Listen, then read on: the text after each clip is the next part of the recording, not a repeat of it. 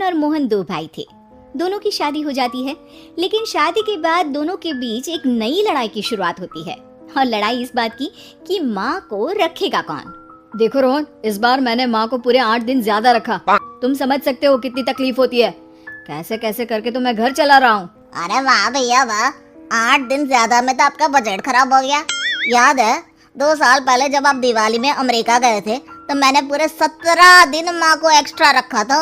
अब बात निकली है तो मैं बोल देता हूँ, तुम्हारी बीवी ने माँ को जो साड़ी देकर भेजा था ना, वो सेम साड़ी मेरी नौकरानी भी पहन कर आ गई थी। पता है कितनी शर्म महसूस हुई मुझे। तभी वहाँ मोहन की बीवी आ जाती है। बस करिए रोहन, मैंने तो अच्छी ही साड़ी दिलाई थी। अब क्या एक बुढ़िया के लिए मैं डिजाइनर कपड़े लेकर आऊं? कम से कम लाई तो, आप तो वो भी नहीं करते। तभी वहाँ रोहन की बीवी भी आ जाती है। देखो हम क्या करते हैं क्या नहीं, ये हमें ना बताओ। अगर हम गिनाने में आ जाएं कि हम क्या क्या करते हैं ना, तो शर्मिंदा हो जाओगे आप लोग। दूर खड़ी माँ बच्चों के साथ बच्चों की सारी बातें सुन रही होती है। वो अपने कमरे में जाती है जहाँ रोहन का बेटा उन्हें कहता है, दादी मैं बड़ा होकर पैसे कमाऊंगा तो आपको बहुत खुश रखूंगा। बेटा मैं तब तक रहूं ना रहूं, पर तुम अपने माँ बाप को कभी कोई कमी नहीं होने देना, उनकी हमेशा इज्जत करना। तभी वहाँ रोहन की बीवी आ जाती है। अरे माँ जी, क्या उटपटांग मेरे बच्चे को सिखा रही हैं? मैंने हमेशा अच्छी शिक्षा दी है, आप कुछ गलत ना सिखाए। हाँ बहू, संस्कारों में तो मेरे ही कोई कमी रह गई थी। हाँ हाँ सुन लिया मैंने। जाइए अपने कपड़े समेटिए और निकलिए कुछ दिनों के लिए। हम भी सांस ले, थोड़ा तंग आ गए हैं। सास बैग लेकर कमरे में जाती है जहाँ उसके दोनों बच्चे होते हैं। चलो माँ, अब इन लोगों के सुख के दिन है। अच्छा माँ, ले तो जा रहा हूँ लेकिन ढंग से रहना। हाँ अरे 1 मिनट। अच्छा माँ, ये हार जो पहन रखा है ना, इसे निकाल कर रख दीजिए। अरे माना कि आपका है लेकिन महंगा है, कहीं वहीं ना छोड़ आइएगा। भाभी ये हार माँ को पापा ने दिया था, मरने से पहले तो वो ये हार निकालेंगी नहीं, तो हार का ख्वाब तो आप छोड़ ही दे। ये बोलकर वो लोग वहाँ से निकल जाते हैं।